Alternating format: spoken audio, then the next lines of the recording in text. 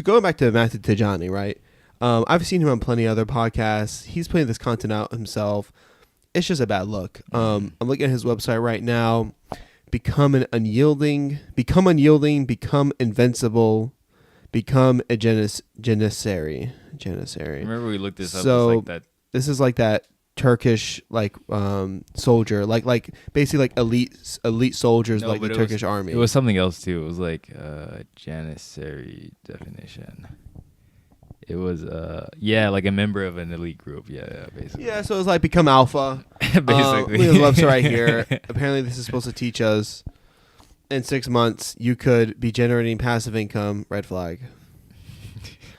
Be in the best physical shape of your life. Be attracting the type of woman you desire. Unlock the ultimate janissarius experience. What's included in the program? There's like 4 different programs within it, I guess. 1, masculinity. The art of manhood, physical power, mental acuity, emotional resilience. Monetizing. That's a bad name. No, this is sorry. It is a bad name. This is screaming grift. I'm sorry. Yes, I'm saying this is screaming big grift, and this is screaming preying on like stupid young boys. The monetizing. This is the secret to lasting wealth. Monetize your mind masterclass. What does that mean? Etsy drop shipping masterclass. Red flag. Instagram DM marriage masterclass. That's not monetizing. That's the wrong category. That's the wrong category. That's not monetizing. This dude's a grift. Magnetism. What? Whoa. Like earning respect and power. Become an asset to society. Are you an asset? Build strong families. Yeah. Attract genuine partnership. So I guess in general I want. There's one more. You want to read the last one? No, I really don't. Mastery. Living and leaving a legacy. Like, this is also really poorly written, a lot of this stuff. Yeah. Custom tailor guidance, monthly boosts, community of warriors. What were you saying? Sorry, I had to finish it out. I think I just want to give it's $97 a month and $1,000. $1,000 annually. Yeah. Billah. Basically, I want to give people a couple tips for like spotting kind of red flaggy individuals. One is like, this dude, what is his background? And that goes for like not just him. That goes for Fresh and Fit. That goes for Andrew Tate. That goes for the Sneako. Like, all of these red pill guys, basically what they have to offer is like, their expertise is, hey, I lived a life as a dude, and here are the things that worked in my experience. And I have some money. And here's my opinion. Yeah. And what's crazy is a lot of these guys didn't have some money. They started saying, I have money. I'm going to teach you to get money. And you gave them your money. Exactly. And like, now I got you how to make some money. 2, if someone speaks super confidently like this, like in this, looking at this program, it seems like there's nothing he's not teaching you. Like, he's teaching you how to live everything, like a life. He's teaching you everything. Are you my dad? Exactly. And it's like, no, even your dad is not going to be able to do this, right? Yeah, no. Like, you're going to need mentors. You're going to need friends to teach you some of these things. What the fatherless people like honestly go for, right? It's like, you're missing that. They know that too. Like, oh, this, you're missing a void, father figure. I could teach you everything. Mm-hmm. And it's like, the reality is like, 1, people who are experts tend not to speak like this. That's number 1. Number 2, there's just like the reality of things, which is you can't be taught all of this stuff by one person, and anyone claiming that they can is full of it. Yeah, I could teach you all this stuff too, bro. Like, what, I can monetizing your mind masterclass, bro. You have to think about content, bro.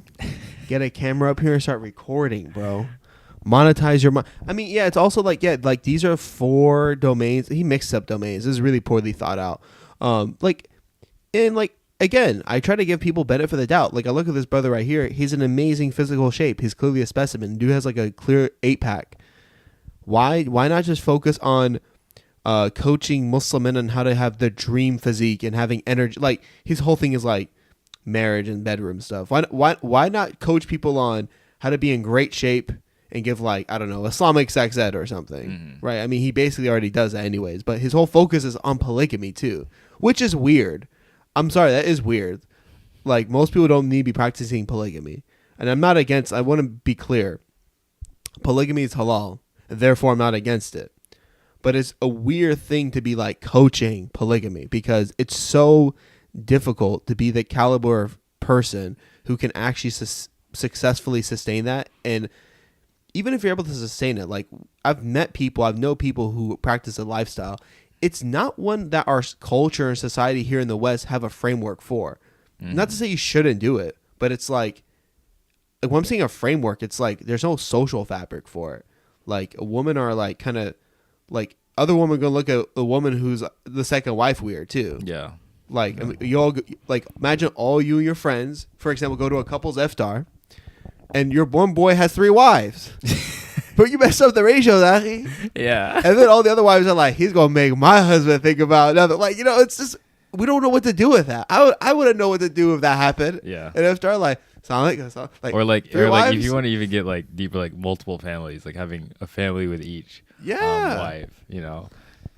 I mean, like this again. This is not to say, this is not even necessarily to say don't do it. This is not to say it's haram.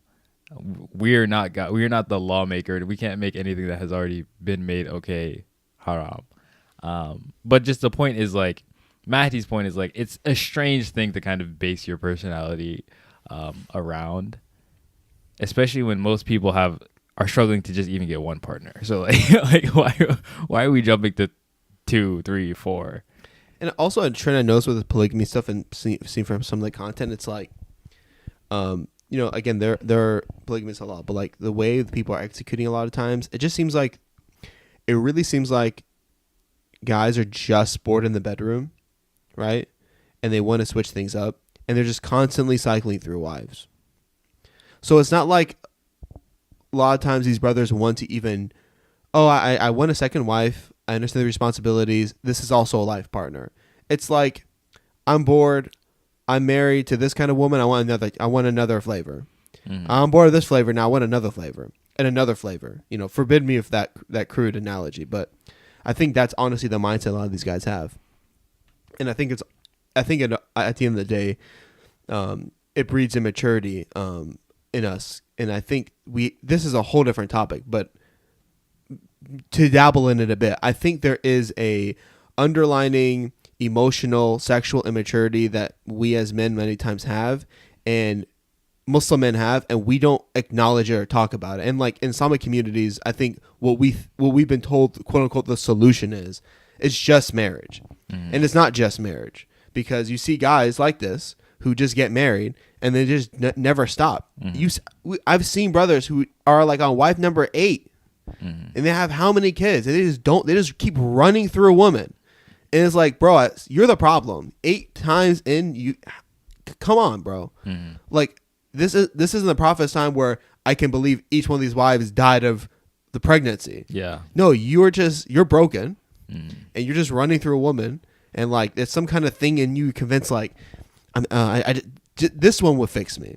I'll be satisfied with this one. No, you're chasing dopamine. It's like you're scrolling through a woman. Yeah, and then people like also use the fact that it's halal. I think that's okay to do as a thing to me, as a way to say that it's even beneficial for them to do it. Like, and they won't say that explicitly, but it'll be like, oh well, why are you getting on me? It's halal, and it's like you can. There are plenty of things that are halal. And depending on the circumstances, can either be not that great or like, yeah, you're by the book, but maybe you're in the spirit of the law, you're kind of like in violation. So just having something being halal is not like we have a poor understanding of what these categories mean. Yeah. All halal means is it's permissible. Now, just like with multiple things that we know in Islam, there are some times when what's halal can become haram, and there's sometimes when what's haram can become halal. An easy example is if you're starving and you're in the middle of the desert, you know, the classic ridiculous scenario that's given. It is haram to eat pig. If that's all you have available and you're literally about to die, it's halal to eat that pig. In fact, it's not just halal. You must eat that pig. Yeah, because you're about to die. In the month of Ramadan, yeah, eating drinking water, these are all halal, mubah, whatever. At the worst, mubah, right? Meaning there's no ruling one way or another about these things. But in these specific times, in this specific month, in these specific hours, it's not. Like, you're not allowed to do it, right? So we have these circumstances, right? And it's, I don't know. We could get pretty deep into it, but